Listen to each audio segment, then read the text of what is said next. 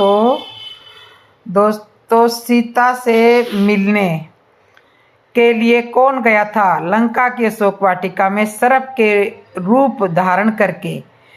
दोस्तों आज की इस वीडियो में जानेंगे कि माता सीता से मिलने के लिए अशोक वाटिका में एक सांप का रूप धारण करके माता सीता से मिलने आखिर कौन गया था। और दोस्तों शायद आप लोगों ने इस प्रसंग के बारे में पहले कभी नहीं सुना होगा कि सर्प बन करके अशोक वाटिका में माता सीता से मिलने कौन गया था और क्यों गया था।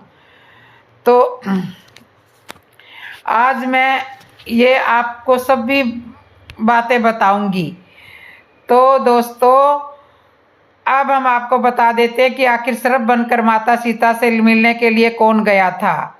एक बार की बात है, आपने रामायण तो देखी होगी या पढ़ा भी होगा, जिस समय लंकापति रावण ने माता सीता का अपहरण किया था और माता सीता को ले जाकर अपनी लंका के अशोक वाटिका में रखा था। तो माता सीता ने अन्न और जल को त्याग दिया था। माता सीता अन्न और जल का त्याग करने के बाद इधर ब्रह्मा जी ने जब यह सब देखा कि माता सीता ने अन्न और जल का त्याग कर दिया, तो ब्रह्मा जी ने सोचा कि वह भूखी रहेगी, उसको भूख परेशान करेगी। इधर ब्रह्मा जी को माता सीता की चिंता हुई, अब क्या करें। और इस समय ब्रह्मा जी ने देवराज इंद्र को अपने पास बुलाया और कहा कि आप हमारा एक कार्य कर सकते हो। आपको लंका में जाना होगा और लंका की अशोक वाटिका में माता सीता को रावण जहाँ पे रखता है उसको वहाँ जब माता सीता को रावण ने जहाँ पे रखा है अशोक वाटिका में, क्योंकि माता सीता ने अन्न और जल का त्याग कर दिया है। और मैं आपको एक दिव्य खीर का कटोरा देता हूँ और ये खीर ले जा करके माता सीता को दे देना। और इस खीर को माता सीता जब खा लेगी तो उसको 10,000 बरस तक भूख परेशान नहीं करेगी। लेकिन आप यहाँ से जब जाएंगे तो यदि आप अपने रूप में जाएंगे तो लंकापति रावण आपको पहचान लेगा और ये कोई दरबारी कोई आपको दरबारी पहचान लेगा तो एक बहुत बड़ी समस्या खड़ी हो जाएगी। आप एक ऐसा रूप धारण करके जाएं कि जिससे लंकापति रावण भी ना समझ पाए और लंका का कोई दरबारी भी ना समझ पाए। जब इतनी बात देवराज इंद्र को सुनाई तो देवराज इंद्र ने कहा कि आप चिंता ना करें, आपने यह कार्य मुझे सौंपा है तो मैं यह कार्य करने के लिए लंका में जरूर जाऊंगा। दोस्तों ये बात सुनकर देवराज इंद्र ने एक सर्प का रूप धारण कर लिया, यानी एक सांप बन गए। और सांप बनने के बाद लंका की अशोक वाटिका में जाकर पहुंच गई। माता सीता ने यह समझा कि कोई राक्षस होगा जो परेशान करने के लिए आया है। माता सीता समझ नहीं पाई कि ये इंद्र है। तो इंद्र सोचने लगे कि अब क्या करें, माता सीता ने हमें नहीं पहचान पाई। तो सर्प के रूप में जब इंद्र थे तो उन्होंने अपना असली रूप में आ गए और कहा कि माता मैं इंद्र हूँ। तो इंद्र की बात सुनकर के माता सीता ने अपने तपोबल से यह देखा कि यह वास्तव में इंद्र है। तो माता सीता जी समझ गई कि आप ही इंद्र हो। तो माता सीता ने कहा कि कहो इंद्रदेव किस कारण यहाँ पर आए हो। और तब इंद्रदेव ने कहा कि माता आपने अन्न और जल का त्याग किया है, आपको भूख बहुत ज़्यादा परेशान कर रही होगी और इससे भूख की समस्या के लिए हम आपके पास दिव्य खीर लेकर के आए हैं। यदि आप इस दिव्य खीर को खा लेंगे तो आपको 10,000 वर्ष तक भूख परेशान नहीं करेगी। तो दोस्तों परिणाम यह मिलता है कि माता सीता ने बहुत मना किया कि मुझे यह खीर नहीं खानी है, लेकिन इंद्रदेव की ज़्यादा प्रार्थना करने पर माता सीता ने उस खीर को ग्रहण कर लिया था दोस्तों। और जब खीर को ग्रहण कर लिया तो इंद्रदेव अपने इस रूप में सर्प बन करके लंका के बाहर आए और अपने इंद्रलोक में पहुंच गए। तो दोस्तों इस तरह से इंद्रदेव इस तरह से आप समझ चुके होंगे कि माता सीता से मिलने के लिए अशोक वाटिका में इंद्रदेव ही सर्प बन करके गए थे। तो ये खीर लेकर गए थे जिससे कि सीता को भूख ना सताए। अब मैं आपको बताऊंगी अशोक वाटिका की रहस्यमयी कथा, रहस्यमयी अध्याय, जहां एक बगिया में छुपा है प्रेम, त्याग, विश्वास और वीरता का अद्भुत संगम। यह कहानी है अशोक वाटिका की। तो तैयार हो जाइए आप, क्योंकि आज की कथा आपको रोमांच, भावनाओं की प्रेरणा से भर देगी। बहुत समय पहले की बात है। त्रेता युग में अयोध्या के राजकुमार श्री राम अपनी पत्नी सीता और भाई लक्ष्मण के साथ 14 बरस का वनवास काट रहे थे। एक दिन रावण ने छल पूर्वक माता सीता का हरण कर लिया और उन्हें अपने पुष्पक विमान में बैठाकर लंका ले गया। लंका में पहुंचकर रावण ने सीता माता को अपने सुंदर महल के बगीचे यानी अशोक वाटिका में बंदी बनाकर रख लिया। अशोक वाटिका जहाँ हर ओर हरी भरी हरियाली थी और सुगंध पेड़ पौधे थे, और वहाँ पर सीता को अशोक वाटिका में बंदी बना लिया। अशोक वाटिका हर ओर रंग बिरंगी फूल, सुगंधित हवा और पक्षियों की मधुर चहचहाट थी, परंतु उस बगिया में सीता के लिए केवल दुख, विरह और आंसू थे। वे दिन रात श्री राम जी का स्मरण करती, उनकी याद में आंसू बहाती और धरती माँ से प्रार्थना करती, हे धरती माँ मुझे शक्ति देना, मैं अपने स्वामी का नाम और धर्म न छोड़ूं। रावण ने सीता माता को मनाने के लिए हर संभव प्रयास किया। वह रोज अशोक वाटिका में आता, सीता माता के सामने अपने ऐश्वर्य और शक्ति का प्रदर्शन करता, उन्हें रानी बनाने का वादा करता, लेकिन सीता माता का उत्तर हर बार एक ही होता, हे रावण, मैं श्री राम के सिवा किसी और की ओर देखना भी पसंद नहीं करती। तुम मुझे जितना चाहो डराओ, मेरी आस्था अडिग रहेगी। रावण ने हार कर अपनी राक्षसी सेविकाएं त्रिजटा, शर्मा और अन्य राक्षसियों को सीता माता की निगरानी में लगा दिया। वे सीता माता को डराती, धमकाती, कभी कभी ताने मारती तो कभी दया भी दिखाती। इन्हीं में से एक थी त्रिजटा, जो सीता माता की सच्ची सहेली बन गई थी। त्रिजटा ने एक दिन सीता माता को सपने के बारे में बताया। माँ, मैंने सपने में देखा है कि श्री राम और लक्ष्मण लंका पर विजय प्राप्त करेंगे, रावण का अंत होगा और आप फिर से अपने स्वामी के पास जाएंगी। सीता माता को इस सपने से थोड़ी राहत मिली, लेकिन उनका मन श्री राम की याद में बेचैन रहता था। इधर श्री राम भाई लक्ष्मण के साथ सीता माता की खोज में भटक रहे थे। उन्होंने सुग्रीव और वानर सेना की सहायता की। हनुमान जी, जो श्री राम के अनन्य भगत थे, सीता माता की खोज के लिए समुद्र पार कर लंका पहुँचे। हनुमान जी ने लंका में प्रवेश करते ही अपने रूप को छोटा कर लिया और चुपचाप नगर में घूमने लगे। वे हर जगह सीता माता की खोज करते रहे, लेकिन कहीं पता नहीं चला। अंत में उन्हें राक्षसियों के बीच एक अशोक वृक्ष के नीचे बैठी उदास आंसू बहाती स्त्री दिखी। हनुमान जी समझ गए यह तो माता सीता ही है। हनुमान जी ने पेड़ की डाल पर बैठकर श्री राम का नाम लिया और धीरे धीरे माता सीता के सामने प्रकट हुए। पहले तो सीता माता डर गई, लेकिन जब हनुमान जी ने श्री राम की अंगूठी दिखाकर उनका संदेश सुनाया तो सीता माता की आंखों में आंसू की किरण जग गई। सीता माता की आंखों में आशा की किरण जग गई। हनुमान जी बोले, माता, श्री राम बहुत जल्द आपको यहाँ से ले जाएंगे, आप धैर्य रखें और अपना विश्वास न खोएं। सीता माता ने श्री राम के लिए एक चूड़ामणि हनुमान जी को दी और कहा, हनुमान, मेरे स्वामी को मेरा संदेश देना कि मैं उनकी प्रतीक्षा कर रही हूँ। हनुमान जी ने माता सीता को आश्वासित किया और विदा ली, लेकिन जाते जाते उन्होंने रावण को अपनी शक्ति दिखाने का निश्चय किया। हनुमान जी ने अशोक वाटिका में लगे वृक्षों को उखाड़ना शुरू कर दिया, फल तोड़े और राक्षसों को परास्त किया। रावण के सैनिकों ने उन्हें घेर लिया, लेकिन हनुमान जी ने सबको धूल चटा दी। रावण को जब पता चला कि एक वानर ने अशोक वाटिका में उत्पात मचा दिया है, तो उसने अपने पुत्र अक्षय कुमार को भेजा। अक्षय कुमार ने हनुमान जी से युद्ध किया, लेकिन वीर हनुमान ने उसे भी परास्त कर दिया।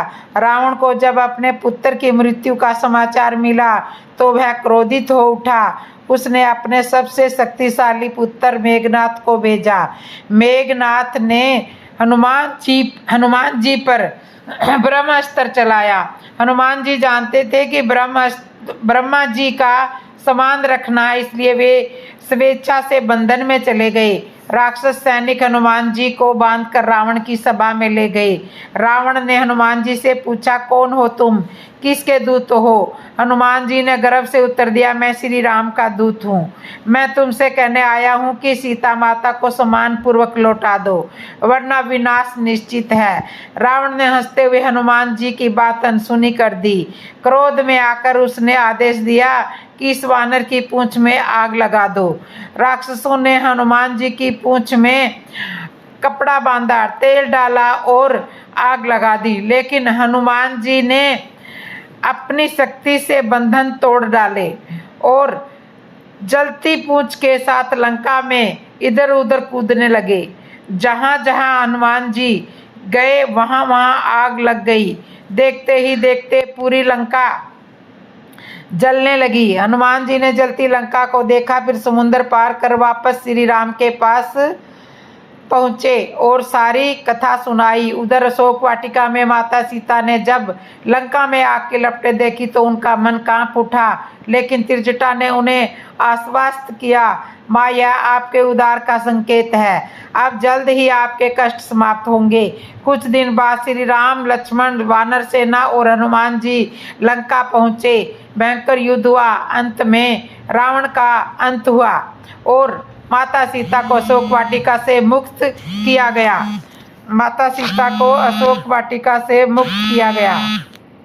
अंत में रावण का अंत हुआ और माता सीता को अशोक वाटिका से मुक्त किया गया। अशोक वाटिका की यह कथा हमें सिखाती है कि सच्चा प्रेम और विश्वास कभी हारता नहीं है। धैर्य और साहस से हर बंधन टूट सकता है। तो असत्य और धर्म का अंत निश्चित है। हरण की दर्दनाक कहानी। जब रावण उठा ले गया सीता को, राम की आंखों से निकले आंसू। तो आप एक ऐसी कथा जो सिर्फ एक स्त्री के अपहरण की नहीं, बल्कि धर्म, मर्यादा और नारी सम्मान की रक्षा के लिए लड़ जाने वाले सबसे पवित्र संग्राम की शुरुआत है। एक ऐसी घटना जिसने रच दिया वो इतिहास जो आज भी हर पीढ़ी को यह सिखाता है कि अन्याय चाहे कितना भी शक्तिशाली क्यों ना हो, पर अंत सत्य और धर्म की विजय होती है। तो आइए मित्रों, शुरू करते हैं ऐतिहासिक धार्मिक कथा को। वनवास के वर्ष चल रहे थे। श्री राम, माता सीता और लक्ष्मण तीनों पंचवटी में एक साथ कुटिया बनाकर निवास कर रहे थे। वह स्थान प्रकृति की गोद में बसा हुआ था। चारों ओर हरियाली, पक्षियों की मधुर ध्वनि, कल कल बहती गोदावरी नदी सीता जी, राम जी के साथ अत्यंत प्रसन्न थी। यहाँ तक कि कष्टों में भी उन्हें राम का साथ ही सुख लगता था। लेकिन किसे पता था कि इस सन्नाटे में छुपा है एक दुष्ट राक्षस का षड्यंत्र। एक दिन रावण की बहन शूर्पणखा वहां आई। राम के रूप को देखकर वह उन पर मोहित हो गई। विवाह का प्रस्ताव रखती है। राम कहते हैं, मैं विवाहित हूँ। वह लक्ष्मण के पास जाती है। लक्ष्मण उसे विरोध पूर्वक ठुकरा देते हैं। अपमानित शूर्पणखा क्रोध में सीता पर झपटती है। लक्ष्मण उनकी आंख और नाक काट देता है। शूर्पणखा क्रोध से सीता माता पर झपटती है, तब लक्ष्मण उनकी आंख और नाक काट देता है।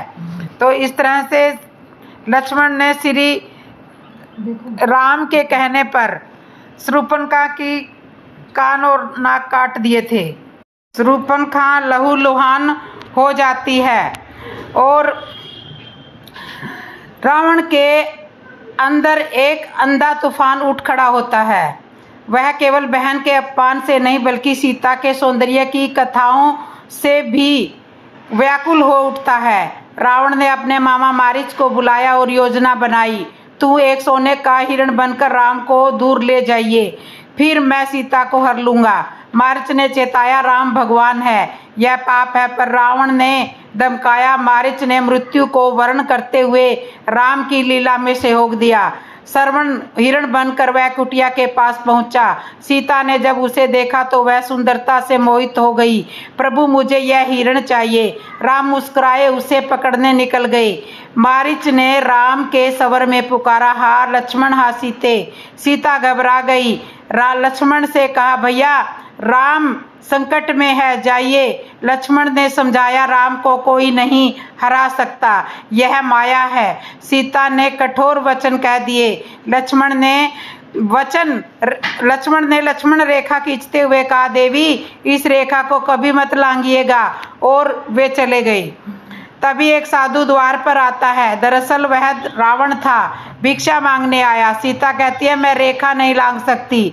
रावण क्रोध में आता है, तुम मुझे तुझ समझ रही हो। सीता मर्यादा निभाते हुए लक्ष्मण रेखा लांघती है और वही क्षण उनके जीवन की दिशा बदल देता है। रावण अपने असली रूप में आता है, 10 सिर भयंकर रूप, और सीता को जबरन रथ में बैठाकर आकाश मार्ग से उड़ जाता है। सीता पुकारती है, चिल्लाती है, मुझे हरण करके ले जा रहा है रावण, बचाओ। सीता की पुकार सुनते हैं गिद्धराज जटायु, बुढ़ा जटायु रावण का मार्ग रोकते हैं। अरे दुष्ट रावण, यह अधर्म है। भीषण युद्ध होता है। रावण जटायु के पंख काट देता है। जटायु भूमि पर गिरते हैं, पर धर्म की रक्षा का संकल्प लेते हैं।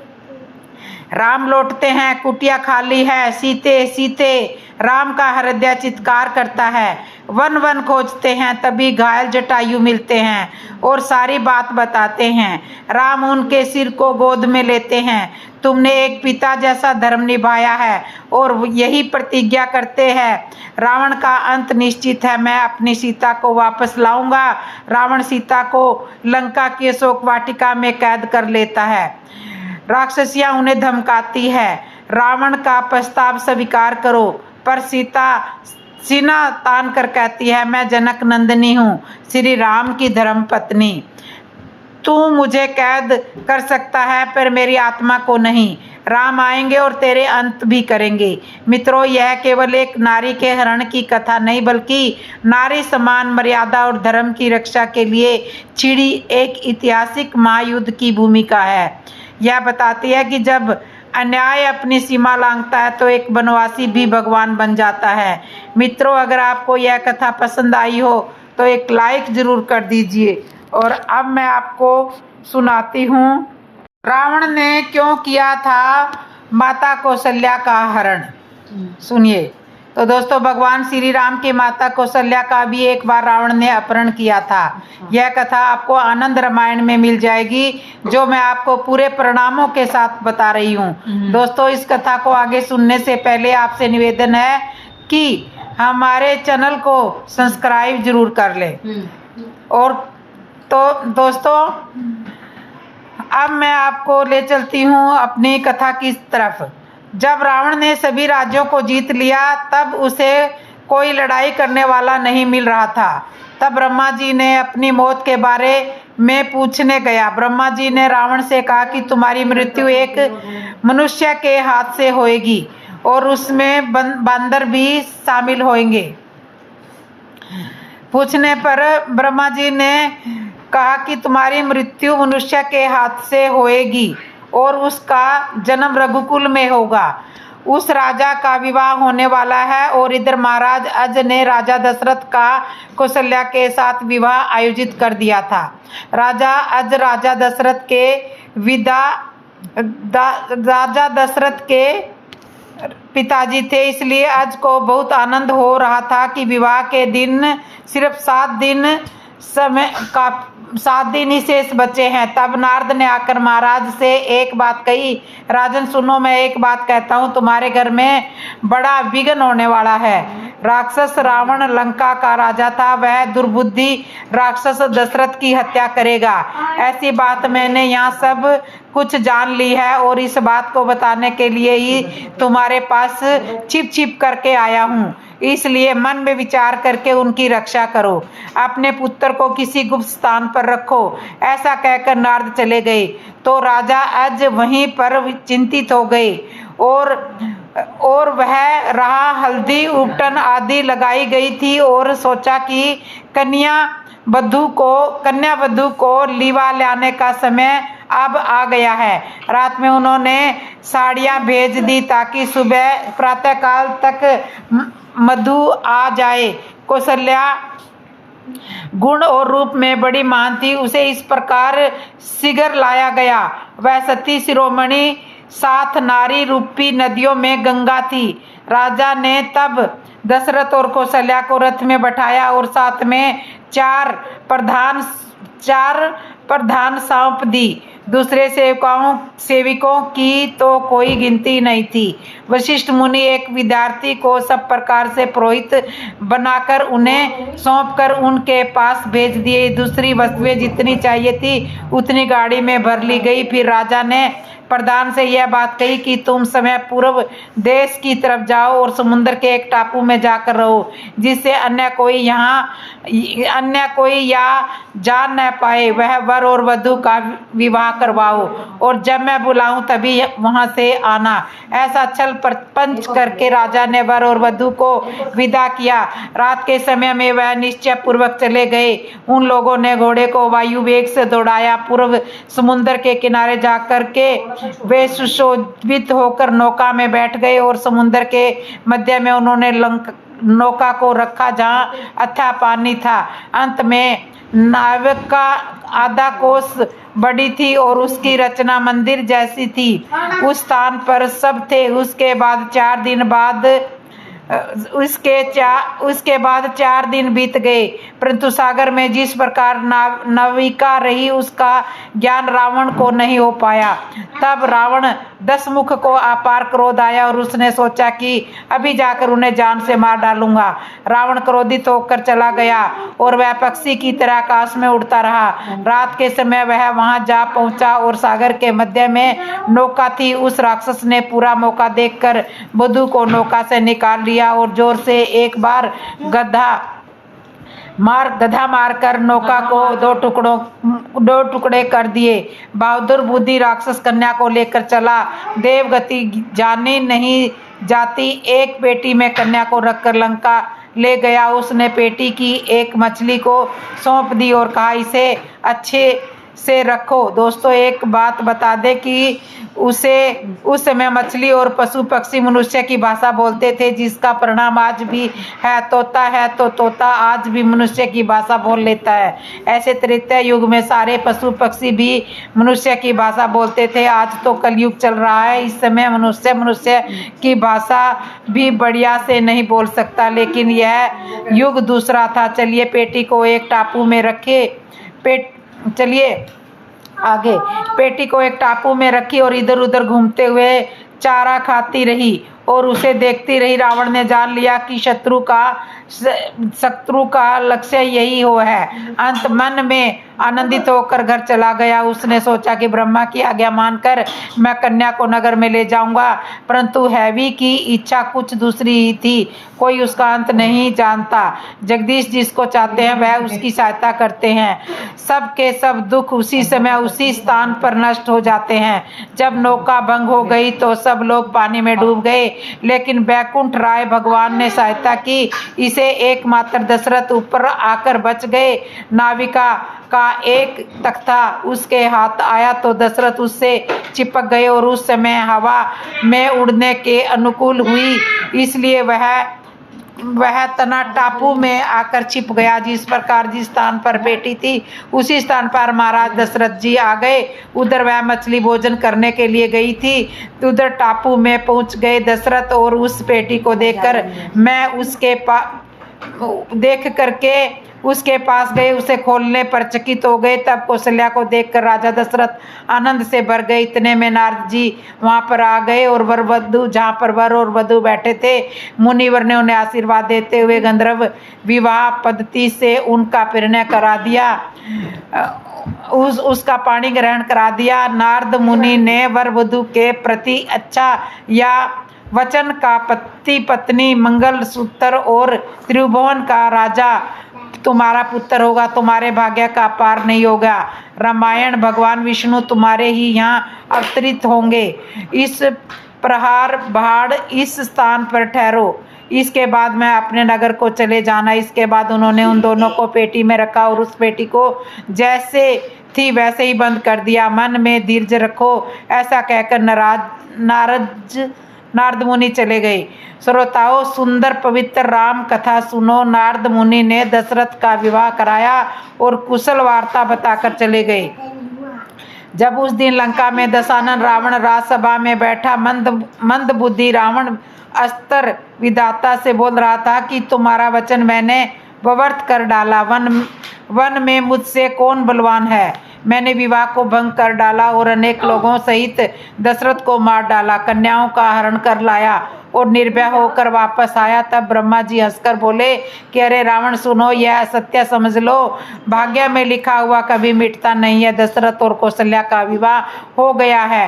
तब रावण ने कहा, मैं कैसे सत्य मान लूँ? मेरे हाथ से किया काम कभी छुपा नहीं रहता। यदि दशरथ और कौशल्या का विवाह हो गया होगा तो न्याय संगत तुम जैसी मुझसे बात मांगोगे, मैं उसका पालन करूंगा, तुम्हारी बात मान लूंगा। इस पर ब्रह्मा जी ने कहा, यदि विवाह हुआ होगा तो मैं अति प्रसन्न होकर मांगूंगा। और जरूर यह बात सुनकर रावण उठा और वह अधर्मी था। वह मंगल प्रवेश पहने हुए था और समुद्र तट पर आ गया और उसने उस मछली को पास बुलाया।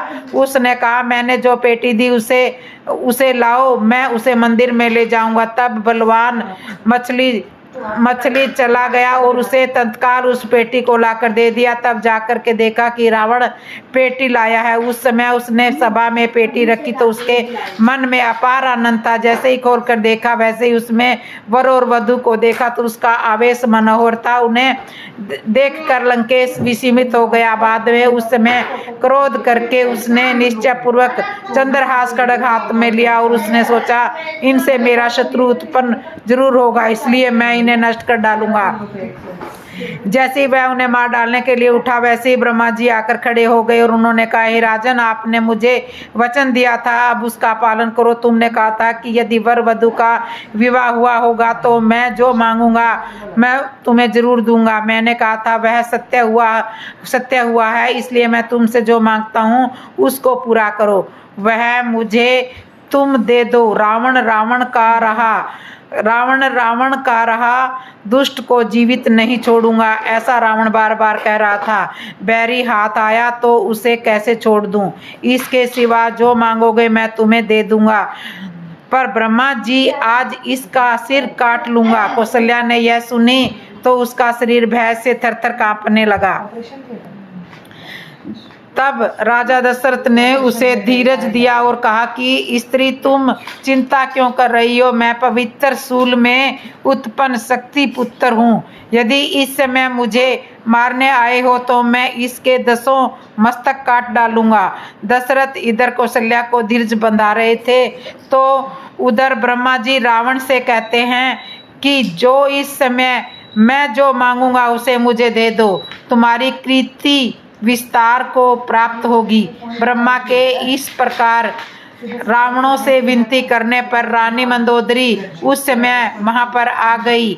उन्होंने नींद के संबंध में वचन कहे और मंदोदरी रावण को समझाया, मंदोदरी ने रावण को समझाया। उसने कहा कि ये स्वामी, इन्हें मार कर तुम्हें क्या होगा, काल सारे सुखों को खा जाता है, आयु के अंत में सब लोग मरते हैं, उसमें यह बेचारा क्या करे। पहले भी बड़े चक्रवर्ती राजा जिनकी सत्ता पृथ्वी पर बहुत दिनों तक चली, वह भी काल के गाल में समा गए। उस समय किसी के रक्षण करने पर भी अमर नहीं बन सके। ऐसा जानकर हे राजन, ब्रह्मा काम आएगा, ब्रह्मा का वचन को पूरा करो। रानी का यह उपदेश सुनकर रावण का क्रोध उतर गया। तब रावण ने ब्रह्मा को दशरथ और कौशल्या को सौंप दिया और वह रंग महल में गया। तब उसके बाद ब्रह्मा जी ने देवताओं के हाथों पेटी को देकर उसे अयोध्या पहुंचा दिया। राजा आज अपने घर में पुत्र को देखकर बहुत खुश हुए और वर वधू सहित आया पुत्र देखकर उन्होंने देखा कि उनकी बहुत ज्यादा प्रसन्नता हुई। तब जो घटना घटी थी उसे दशरथ ने शुरू से अंत तक पिता को कह सुनाई। तो दोस्तों, इस प्रकार से दशरथ और कौशल्या का विवाह हुआ और इसमें रावण कौशल्या को हरण करके ले आया था। ये कथा कैसे लगी?